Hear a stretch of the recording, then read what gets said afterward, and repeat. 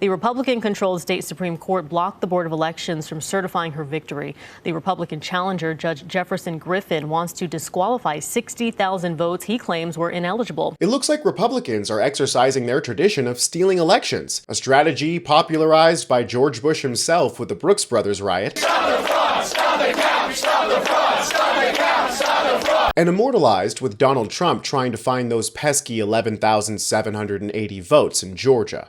I just want to find 11,780 votes, which is one more than we have, because we won the state. Looks like that playbook is being used again, this time in North Carolina. The 5-2 Republican Supreme Court in North Carolina just blocked the certification of one of its judges, who won the election, mind you, by a slim majority, only 700 votes. After multiple attempts to recount and steal the election that way, the Republicans in that state have successfully stopped her certification by arguing that 60,000 voters in North Carolina are ineligible and should be disenfranchised. I have a great clip explaining the situation from the wronged Democratic judge Allison Riggs herself. But first, if you're enjoying the coverage here, make sure to like the video and double check that you're subscribed. This clip comes to us from Democracy Docket, who looks at the legal side of elections over on their YouTube channel. Definitely check them out and send them some support. Some of your listeners, some of the public may not have heard of this idea of certifying an election since 2020, or that might have been the first time. Exactly.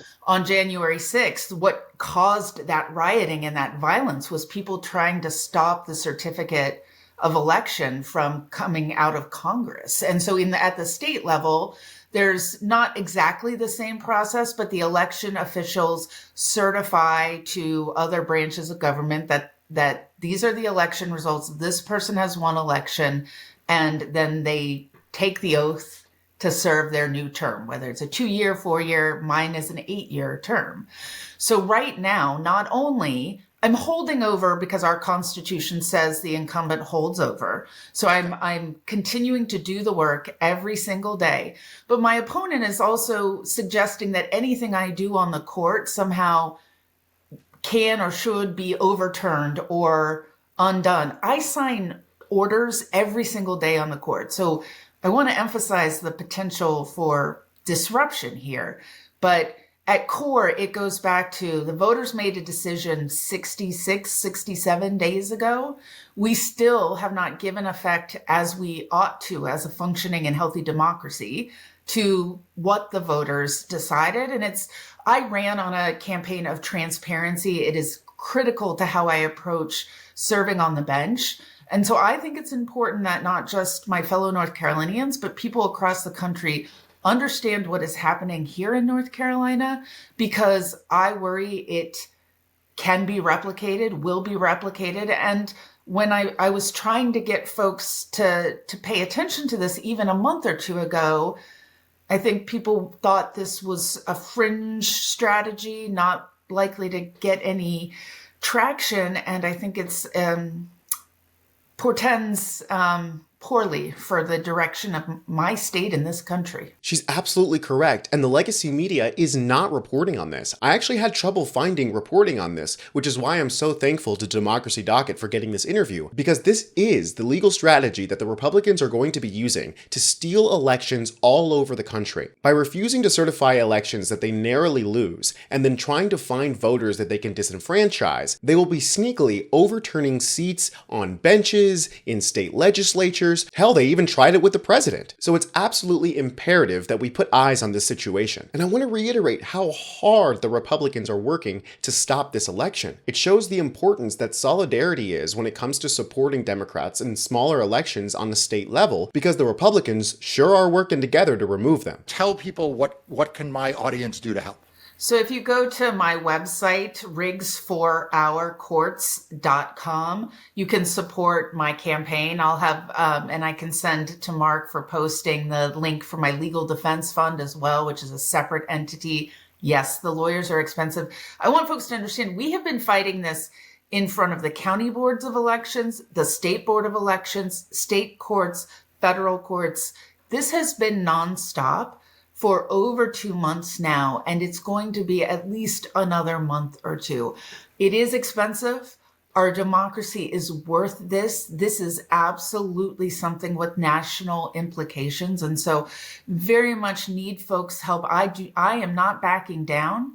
I am a constitutional officer. I put my hand on a Bible and swore an oath before God that I would defend and uphold our state and federal constitutions. What I am doing now is upholding the oath I took and the work that people in the state elected me to do. So please, if you have the funds, absolutely support Justice Riggs in this fight. I know I will, because it's this kind of sneaky game that the Republicans play that is the erosion of our democracy. Speaking of erosion, let's get into the details of exactly what their argument is. We're all familiar with the refusal to certify, given the whole Jan 6 situation, except in this case, imagine Jan 6 was successful and they did refuse to certify. So the Supreme Court is now going to hear the arguments from both sides about whether or not these 60,000 votes should be disenfranchised. Let's take a look at exactly what their argument is. Right. And I think one thing that's important to emphasize too is that my opponent cannot point to one single voter that he says that person is ineligible to vote. And in fact, what we've seen are people like my parents, Democratic and Republican elected officials alike, members of our military, members of our state who live in areas ravaged by Hurricane Helene, eligible voters being attacked based on some theory about the law that wasn't what they were asked to show, to prove. And, I just had this conversation with my mom last night and she just cannot wrap her head around. She's like, but when I went to vote, I handed them my driver's license. And so why are they saying that I didn't give my driver's license number? And I was like, they're now saying the county board didn't record it. So you have it, you presented it, they didn't record it. My mother is an eligible lifelong voter, and I share that because I think a lot of people are having these questions and wondering and frustrated, and it's not just the lawyers and the voting rights lawyers who know that there's something fundamentally unfair about changing the rules of the game after the game has been played. She's exactly correct. There's nothing more unfair than playing a game and then saying, actually, I changed the rules and you're now disqualified. The Republicans will try any argument to try to cast dispersions on voters, that there are illegals who are voting, that people who are ineligible are voting, that people who are voting for their dead relatives. And now they're going so far as to change the rules after the election to try to disqualify people who are lifelong voters. This should absolutely be plastered all over CNN and MSNBC as yet another attempt to steal an election. But I guarantee you won't see the feckless legacy media talking about this. I strongly encourage everybody to go and support Justice Riggs in her fight for democracy, because her fight is a warning for all of us. And I want to thank Democracy Docket once again for their reporting here. They're doing excellent work uncovering injustices in our elections that the legacy media refuses to cover. So go send them some support and keep an eye on any Republicans in your state that might be casting dispersions on elections. Democracy is on the line, and it's all of our responsibility to be diligent. I'm Tony Hinderman with Really American, and I'll catch you next time.